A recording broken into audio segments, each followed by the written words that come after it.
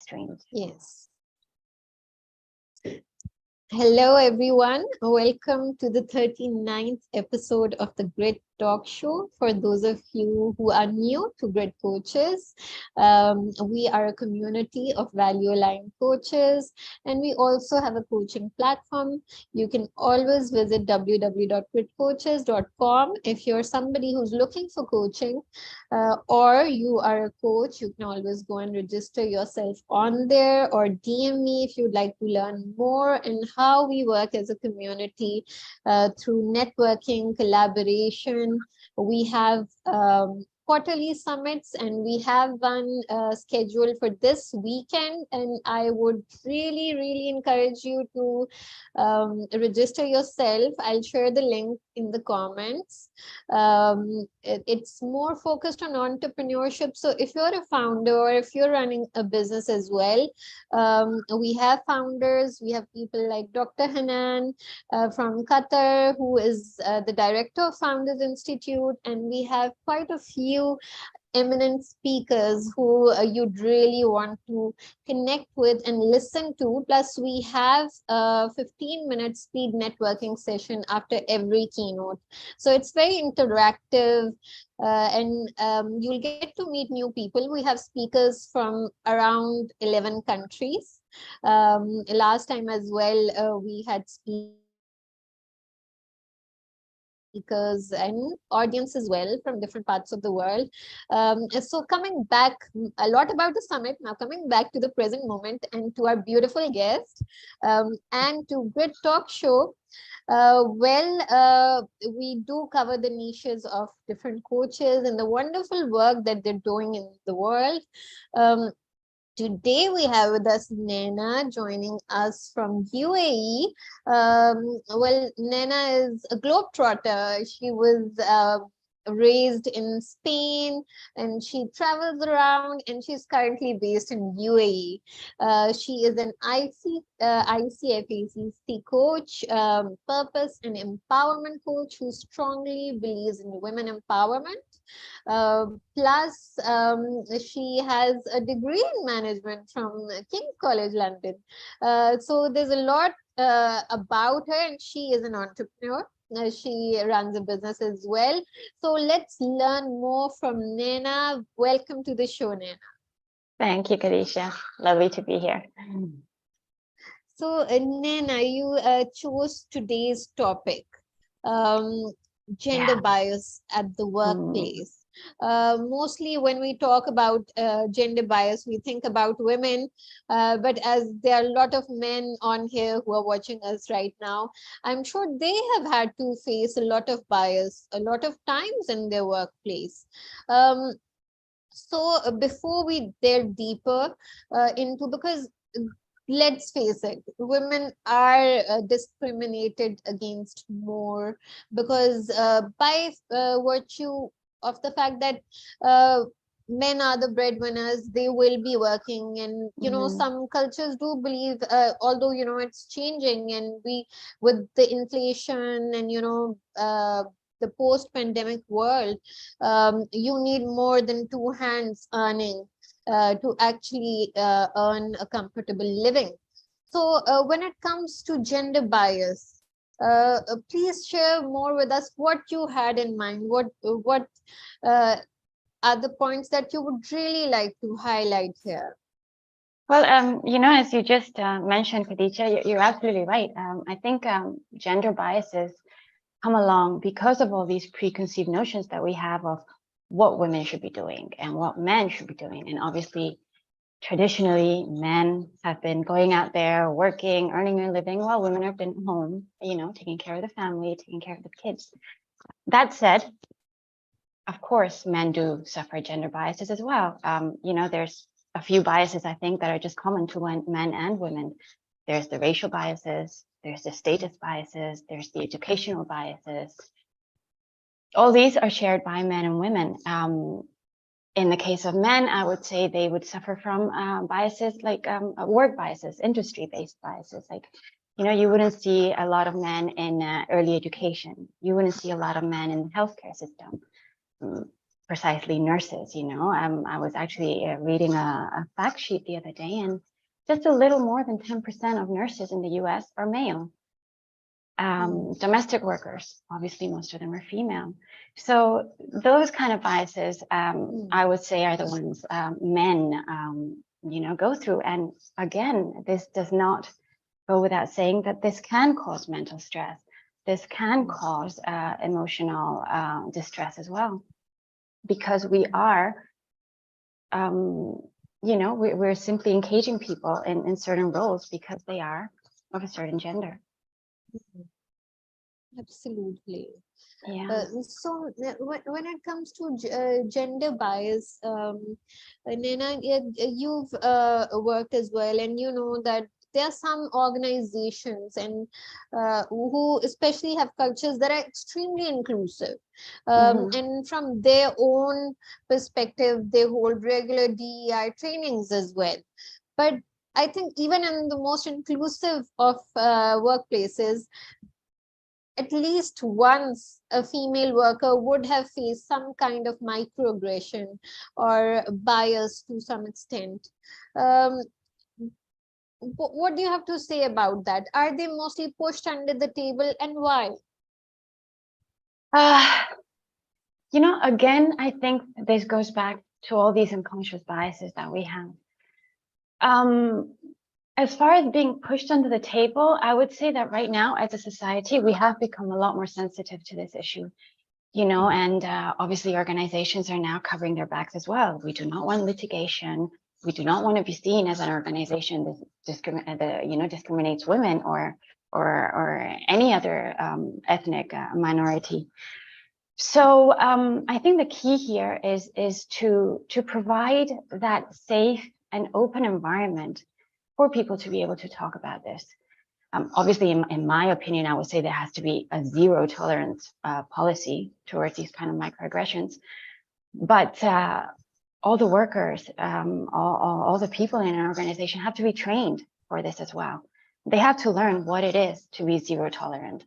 They have to learn what it is to have an unconscious bias, because sometimes we might just let out a comment that in our head is casual, but on the receiving end, it's not that casual. It might be, hurtful. It might be discriminatory. So I think the key to this is firstly having an open environment, a transparent environment where people can feel free to share their concerns.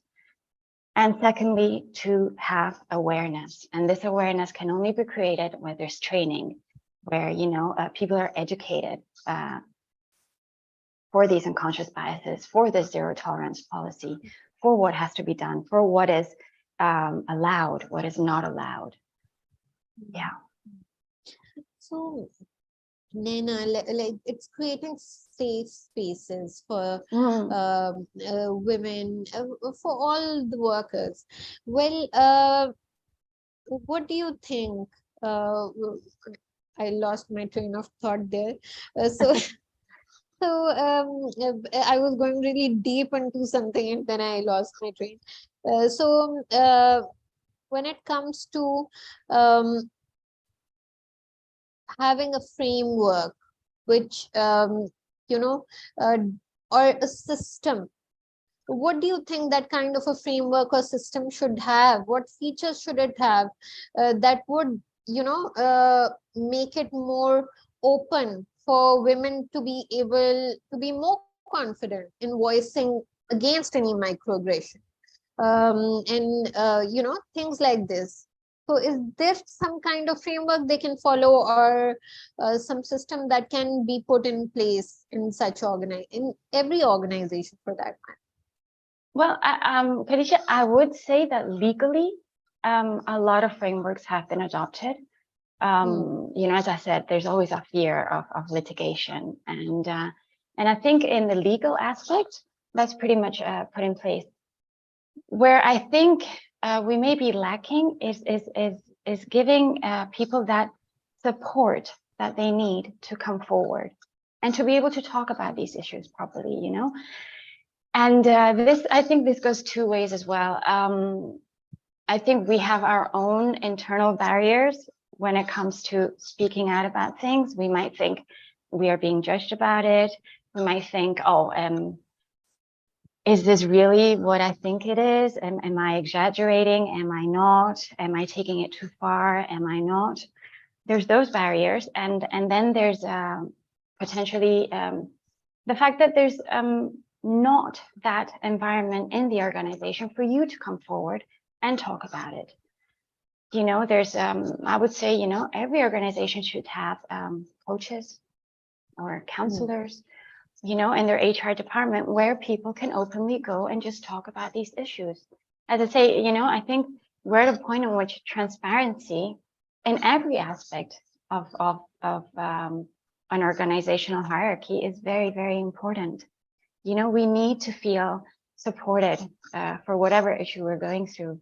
We need to be seen. We need to feel, you know, that we matter in every aspect. You know, I'd like to add here, I feel that the lean-in system, if actually implemented in every organization, can be really good for this. We even offer that actually through Grid Coaches, is that facilitating and educating them to form circles within the organization, with preferably each circle having a male, because you need the male perspective as well. Of course, and you need that male support as well. And when you're in circles, like say a group of 4 to 6 close circles, it can really create a supportive environment. While some companies I've heard have these complaint cells, I don't know how effective those are, but circles, I think with everything, it's all about execution and it's all about leadership. Don't you think? What role does leadership have to play here, Naina, when it comes to? Absolutely right. I think the whole point of, as you say, you know, promoting these circles is conversation, is communication, and it's awareness, you know, above all, awareness about everything. And again, we go back to, you know, to the point of unconscious biases. We might not be aware of certain biases that other people have, and vice versa. So coming back to what you said about leadership, it is absolutely the role of a leader to promote these kind of activities, you know, to promote inclusion, to promote communication, to promote openness. And again, I think that's, you know, where coaches have a very, very important role to play. And I think it's paramount for organizations to have this kind of culture of speaking about things, speaking up, you know, communicating, exchanging opinions about things. So it's a lot about the trainings, are a lot about mindset shift as well, because obviously when you're when people are coming, say, in South Asian backgrounds, no offense intended there, they do come with a lot of biases, you know, generational biases for that matter. And to actually break through those biases, they need a lot of mindset shift. Some people are coachable and some people are not coachable. So how can companies actually leverage for that? Realize that, you know, these people, just like racism, some people are going to be racist no matter what, no matter how educated they are, but that's some unconscious bias that they have and it stays there. So how can we sort of let that not damage a working environment, and letting it escalate into a very biased kind of a work environment? Well, you know, I honestly think that if you don't promote it, there's no reason why it should escalate. If we do have the measures in place to stop, to encourage inclusion, there always will be a way to stop this. Trainings, we know one training is not enough. Keep training your people, keep training them, keep training them, keep So holding. regular check-ins, Yes. I think it has to be, yes, it has to be part of the organizational culture. You know, every once in a while we do this, we check in, we see what's up, you know, what's up with the people, what are they thinking, what are they not thinking, what are they experiencing, what do they think should be changed. I think that is very, very important. So it all requires, I think, personal development as well, for people to, you know, have that mindset shift and to be able to come to that level where they're not judging women, where they're not with judgment, you know, is sort of takes a back seat. How can we, being a coach and in your practice, Naina, how do you tell people to navigate against judgment and negative judgment for that fact? You know, while you're speaking about judgment, I think that the main issue here is that we as women, we keep judging ourselves. So if we judge ourselves, there's no reason why the other person cannot judge us, you know? So I think that's where the work needs to be done. Unconscious biases, masculine energies versus feminine energies. You know, we've all grown up with this, how a man should behave, how a woman should behave. Men have to be strong, decisive, focused, logical, but women have to be caring and giving and nurturing.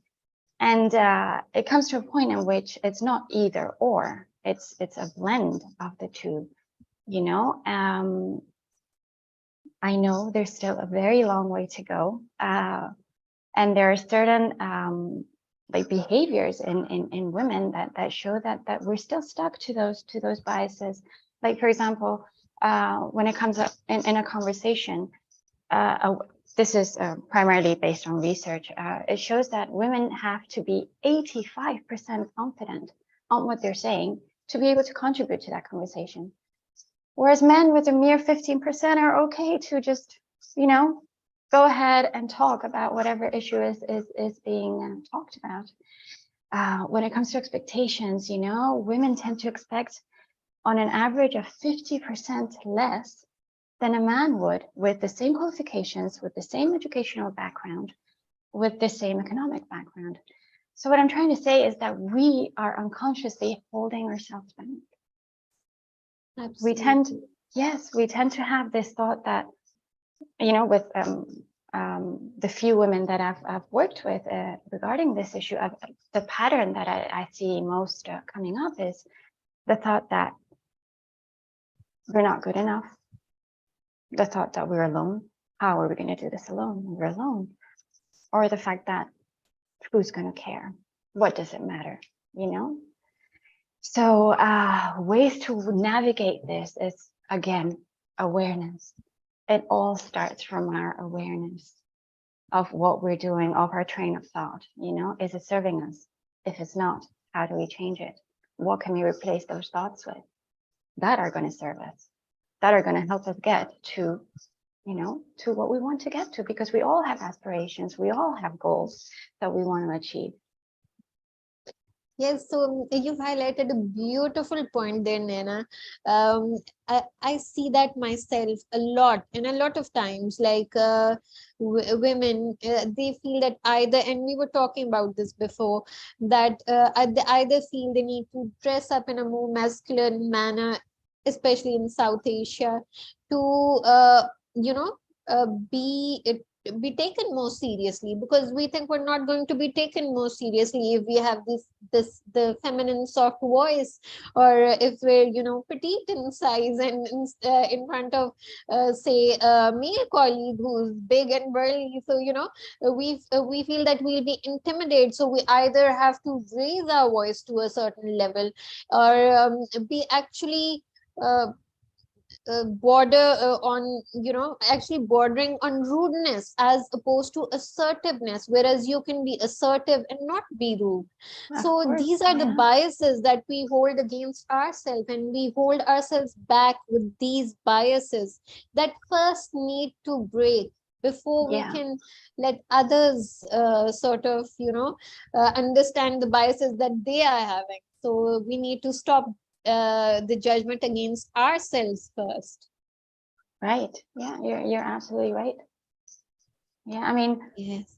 that's like on a positive note. I'd say the last 50 years, more or less since the 80s, we've seen a huge change in women in our society. We are a lot more independent, not only financially, but even personally, like in terms of relationships and marriages, or choosing to have, choosing to be single moms. We are a lot more educated as women. There's a lot more women being graduated right now than there were 50 years ago. So I think these last 50 years have seen a huge increment in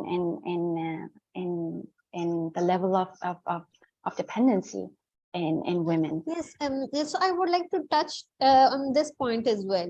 Working moms, especially working moms, sometimes feel that if they take a leave, they're going to be judged for, they can't really handle children and their work as well. And sometimes I've actually seen them being hesitant to take a leave with a sick child, which is really sad. Like there was one of the LinkedIn influencers I'd been following, and she always writes that her workplace did not allow her a leave for the sick child, and she made a better decision out of it and left that job because it's inhuman, right? To not, like, she is raising a future generation, maybe a future entrepreneur or a future employee who is going to add to the economy by the end of the day. So even if you see it from that monetary point of view, it will be contribution. How can you not, leaving aside the humane aspect of it? What do you think these kind of biases, we as mothers, as working moms, how can we strengthen ourselves and be more assertive to ask for what is our right, really? And how can organizations facilitate working moms and not let a bias be generated against them? Yeah, this bias, exactly what it's doing is unconsciously telling you that you're either a mom or you're a working woman. And again, it doesn't have to be either or. We have to strike a balance between the two. Organizations, apart from having a very equal framework of say recruiting, standardized pay, and all these, as I said, legalities, I think it's very important for them to accommodate caregiving moms, maybe facilitate a caregiving facility, facilities. There's a lot of organizations that have caregiving in their premises. Yes. What else? Support is very, very, very important for working women. I think it's essential. People say that support is sometimes even more important than therapy. You need to feel supported, whether it's flexibility in your working hours, whether it's flexibility in the nature of the work that you do. There's 1,000 ways in which an organization can support its female workers. In fact, this actually happened quite a while ago, and I just recently read about it. And in Spain, they have passed a law whereby women are allowed to take a leave when they have their period, which I thought was phenomenal because, yeah, some women do suffer from really, really bad period pains and they are unable to focus and work. So yeah, so what is wrong in being able to take a leave, you know? Or as you said, take a leave when your child is sick, you know, or having the possibility of working from home. And I think in those aspects, the pandemic has done wonders. You know, I think it's been after the pandemic, a lot of organizations, a lot of companies have adopted this sort of hybrid way of working, which has, in essence, you know, benefited, especially women, especially women with families, you know, where we're able to juggle with our work and our life a lot better. So wrapping up, what do you think? A lot of people say, and there's a huge debate around this fact that the pandemic has sort of regressed gender parity, and women are now years behind than they would have been otherwise. But I don't see that happening. Do you? I don't see that either, accelerated the process. I think it has. I mean, maybe at the time of the pandemic, those 3 years where there were a lot of layoffs, and unfortunately, a lot more women were laid off than men, especially women with families, especially women that were lower on in the managerial hierarchy, and added to the fact that there were no caregivers at that time. You know, such was the situation that there were no caregiving facilities, there were no caregivers available to be able to take care of children while women were working. So I think, yeah, we did get impacted a little, those, especially the exact time of the pandemic. But I think as time has progressed and as different ways of working have been adopted, I honestly think it's been better for us. Better for us, better for society as a whole. I think, you know, even men are you know, benefiting from better working conditions, a better work-life balance, yes, a better quality of life, really. Yeah, yes, yeah, which definitely. in essence is what we're looking for. Yeah. Yes, yes. So my key takeaway for today is that women should begin by being more kind to themselves and stop judging themselves to, you know, because it all starts from within, and as you said, awareness. So then we can always, you know, navigate ways, and then it comes to leadership as well, how the leadership is overseeing the inclusivity and the gender parity. So what has been your takeaway, Naina, and what would be the parting comments you'd like to leave our audience with? No, I think it's been a lovely conversation. We've talked about organizations, we've talked about working moms, which is obviously, you know, it goes to my core because I am one of them. The key takeaway here, I think, would be that, yes, we do have barriers all around us. I would say internal as well as external, but I think it's very important for us to deal with these internal barriers to sort of, you know, keep believing in our capabilities, in our skills, be confident about them, not shy away from talking about them, from talking about all the things that we're achieving, you know, not shy away from asking what belongs to us. And I think once those internal barriers are resolved, we can all collectively work to, you know, taking care of those external barriers. Yeah. That I think, you know, I think we, as you know, as we were talking before, I honestly think we are on the right path. We're going slowly but surely. Yes. Yeah. So, so on that note, those of you who are watching, thank you for your time. I know a lot of you watch it at your own time and not the live session.